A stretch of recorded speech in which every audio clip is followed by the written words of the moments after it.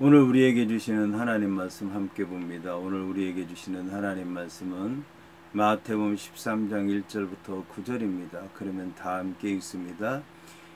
그날 예수께서 집에서 나가사 바닷가에 앉으심에 큰 무리가 그에게로 모여들거늘 예수께서 배에 올라가 앉으시고 온 무리는 해변에 서 있더니 예수께서 비유로 여러 가지를 그들에게 말씀하여 이르시되 씨를 뿌리는 자가 뿌리러 나아가서 예수께서 비유로 여러 가지를 그들에게 말씀하여 이르시되 씨를 뿌리는 자가 뿌리러 나아가서 뿌릴새 덜어는 길가에 떨어짐에 새들이 와서 먹어버렸고 덜어는 흙이 얇은 돌밭에 떨어짐에 흙이 깊지 아니하므로 곧 싹이 나오나 해가 돋은 후에 타서 뿌리가 없으므로 말랐고 덜어는 가시떨 위에 떨어짐에 가시가 자라서 기운을 막았고 덜어는 좋은 땅에 떨어지며 어떤 것은 100배 어떤 것은 60배 어떤 것은 30배의 결실을 하였느니라. 귀 있는 자는 들으라 하시니라. 아멘. 오늘 말씀의 제목은 네 가지 땅에 떨어진 씨 비유입니다. 그 가운데서도 오늘 말씀은 길가에 뿌려진 씨에 관한 말씀입니다. 그러면 본문의 말씀을 통해 함께 은혜 나누도록 하겠습니다. 이에 본문의 말씀을 보면 뿌릴새 덜어는 길가에 떨어지며 새들이 와서 먹어버렸더라는 말씀으로 시작을 합니다. 본문에 덜어는 길가에 떨어지며 새들이 와서 먹어버렸다고 하는 말을 직역하면 어떤 것들은 길가에 떨어졌다. 그러자 새들이 와서 그것들을 개걸스럽게 먹어버렸다는 뜻입니다.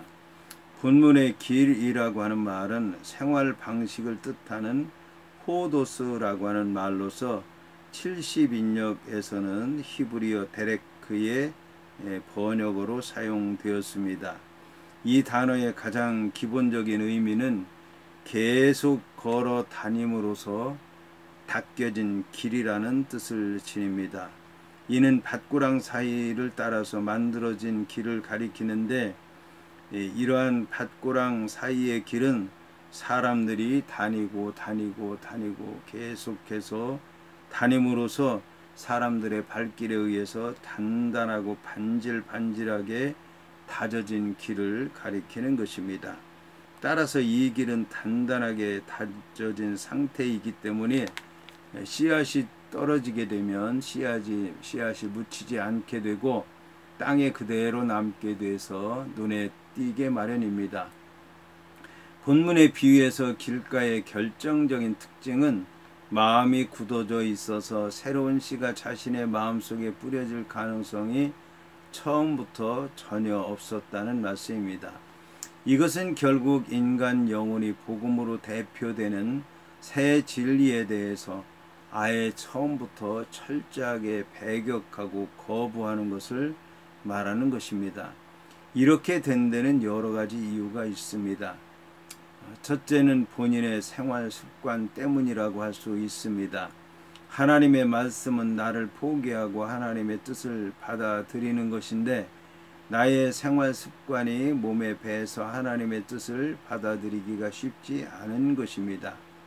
둘째는 다른 사람들의 영향 때문이라고 할 수가 있습니다. 길이라고 하는 것은 사람들이 다니는 곳인데 사람들이 많이 다니는 곳으로서 사람들에 의해서 전해지는 소문이 많은 곳입니다. 따라서 길가에 뿌려진 씨는 사람들의 말에 지나치게 귀를 기울인 사람의 마음의 상태를 얘기하는 것입니다. 이처럼 지나가는 사람들의 말을 많이 듣다가 보니까 하나님의 말씀이 귀에 들어오지 않는 것입니다. 셋째는 주변적인 것에 관심을 가졌기 때문이라고 할 수가 있습니다. 길가는 밭의 중심이 아닌 밭의 변두리를 말합니다. 우리의 삶의 중심이 하나님이어야 되는데 하나님이 아닌 주변적이고도 세상적인 것이 중심이 되다 보니까 세상적인 것에 몰두하게 되고 하나님을 멀리하게 되는 것입니다. 한편 본문의 새와 관련해서 알아야 할 것은 팔레스틴에는 약 300여 종의 새가 있는데 그 중에서 제일 흔한 새가 바로 참새라고 하는 것입니다. 레위기 11장 16절과 신명기 14장 15절에서 부정한 새로 분류된 참새매는 유대 땅 어느 곳에서나 쉽게 볼 수 있는데, 예수께서 씨 뿌리는 비유를 말씀하셨을 때 특별히 참새를 염두에 두셨던 것으로 여겨집니다. 그런데 새로 상징되는 것은 영적으로 악한 자이며 사단을 가리킵니다. 이 사단은 공중의 권세를 잡고 있으면서 복음의 씨앗을 그 자신의 마음속으로 받아들이지 않고 내버려 두고 있다가 당장 마음속으로 받아들이지 않고 나중에 받아들여도 될 일로 여겨서 씨를 밖에 내버려 두는 것처럼 복음을 받아들이는 것을 미루고 지체하고 있는 사람들로 하여금 다시는 진리를 받아들이지 못하도록 하는 자를 말하고 있습니다. 이러한 본문의 새는 단수가 아니라 복수입니다. 이처럼 본문에서 새가 복수로 쓰였다라고 하는 것은 여러 마리의 새들을 가리킨다는 얘기입니다. 이 새들은 한 마리 한 마리가 날아올 수도 있는 것이고 한꺼번에 많은 새떼가 들이닥칠 수도 있습니다. 이러한 밭에 뿌려진 씨앗들은 새들에게 쉽게 발견되게 되고 결국은 새들의 먹이가 되는 것입니다.